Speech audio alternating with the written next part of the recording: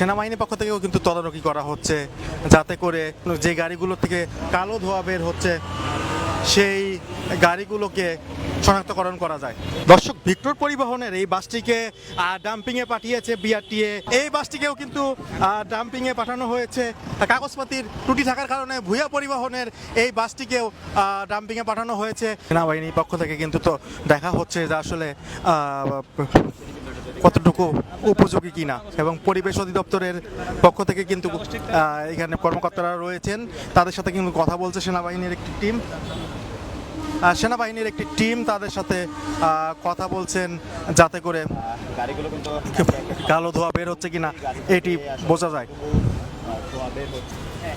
কিভাবে পরীক্ষা করা হচ্ছে গাড়ির ভিতরে প্রবেশ করে। আচ্ছা, এখানে আপনারা এই মুহূর্তে কি চেক করছেন? এই মুহূর্তে আমরা হাইড্রোলিক হর্ন চেক করছি, যারা হর্ন বাজায়, ঠিক আছে, হাইড্রোলিক হর্ন চেক করতেছি এবং কালো ধোঁয়া পরীক্ষা করছি কি পরিমাণ দূষণ করে তারা। কালো ধোঁয়ার পরিমাণটা হচ্ছে আপনার 65 পর্যন্ত রেঞ্জ, এর উপরে গেলে জরিমানা করা হচ্ছে কি, এর উপরে যেতে পারবে না।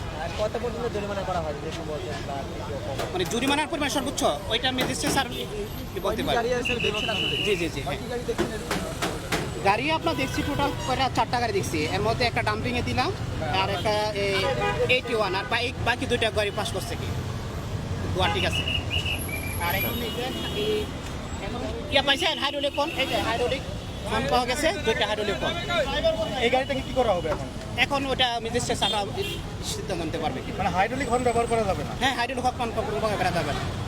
দর্শক, যেমনটি কিন্তু আপনাদের দেখাচ্ছি একে একে সব গাড়িতে এই কালো ধোঁয়ার যে বিষয়টি সেটি কিন্তু চেক করছে বিআরটিএ যে ভ্রাম্যমাণ আদালত বা যৌথ বাহিনীর যে ভ্রাম্যমাণ আদালতের বিশেষ টিম, সেটি কিন্তু আমরা দেখতে পাচ্ছিলাম সকল গাড়ি থেকে তারা চেকপোস্টে যে চেকপোস্ট বসিয়ে চেক করছে, অর্থাৎ কোনো গাড়ি থেকে কালো ধোঁয়া যাতে বের হতে না পারে সেই দিকে কিন্তু ব্যবস্থা গ্রহণ করা হচ্ছে। আপনাদেরকে আমরা দেখাচ্ছি সেনাবাহিনীর পক্ষ থেকে এই অভিযানে সার্বিক সহযোগিতা করছেন এবং তারা কিন্তু সকল গাড়িকে কালো ধোঁয়ার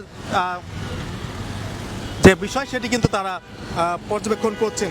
আমরা কথা বলেছি দু একজন সেনাবাহিনীর সাথে, তারা কিন্তু এই যে আজকের যে কার্যক্রম, যাতে কালো ধোঁয়ার যে গাড়িগুলো রয়েছে সেই গাড়িগুলো যাতে চেক করতে পারে, সকল গাড়িগুলোকেই চেক করা হচ্ছে, অর্থাৎ কালো ধোঁয়া যাতে নির্মূল করতে পারে সেই লক্ষ্যে নিয়েই কিন্তু এবার বিআরটিএ এবং বিআরটিএ পরিবেশ অধিদপ্তর পাশাপাশি যৌথ বাহিনীর যে একটি টিম সেটি কিন্তু কাজ করছে।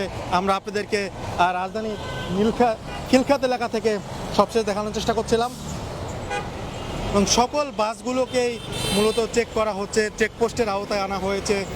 যে সকল গাড়ি থেকে কালো ধোঁয়া বের হয় এমন গাড়িগুলোকেই মূলত চেক করা হচ্ছে এবং আমরা দেখতে পাচ্ছিলাম রাজধানীর খিলখ্যাত মোড় এলাকায় এই অভিযান পরিচালনা করছে বিআরটিএর পক্ষ থেকে।